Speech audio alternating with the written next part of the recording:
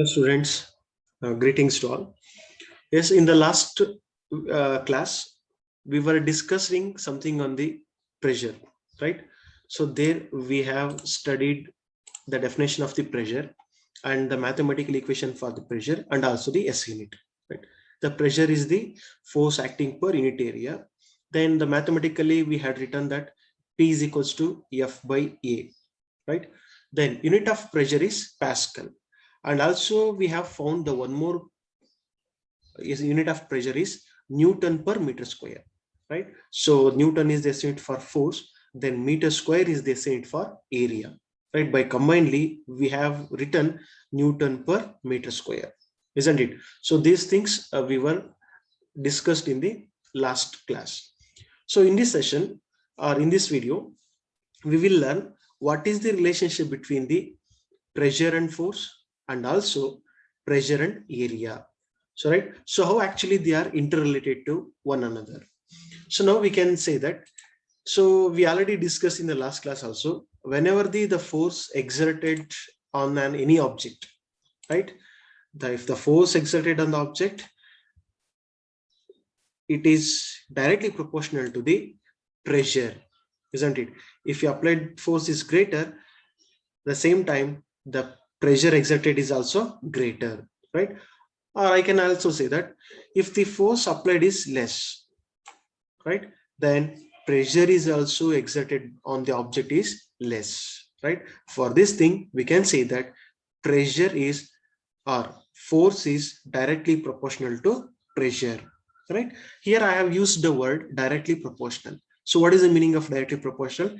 If one parameter is increased or increasing, the other parameter has to be increasing, isn't it? Or if one parameter is decreasing to the one side, the other parameter has to be decreasing to the another side, right? That is the meaning of directly proportional. Now, the relation between the pressure and force, directly proportional, isn't it? They both are directly proportional to each other. Now, when it comes to the area, so here area is which is in the denominator, isn't it? And the pressure is in the numerator. So here, if the area is increases or the area is increases, the pressure exerted on that area is decreases, right? Or if area is decreases, the pressure increased on that area is greater, right? Or the pressure will be increasing.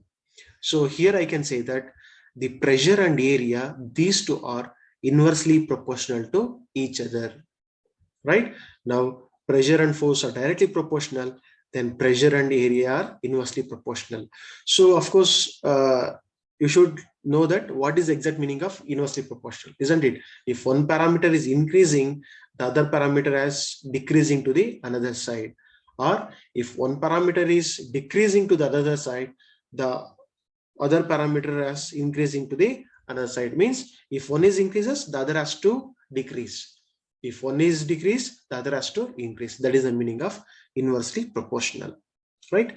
And also we can say that if the area is smaller, the pressure is more on the surface of the same force. If suppose if we are having the same force, the constant force acting on that particular area, if area is very small, right, then the pressure is more, because area is small, pressure is more, right?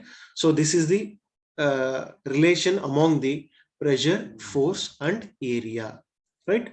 So now let us see what are the applications of the pressure which can be seen in our daily life, right?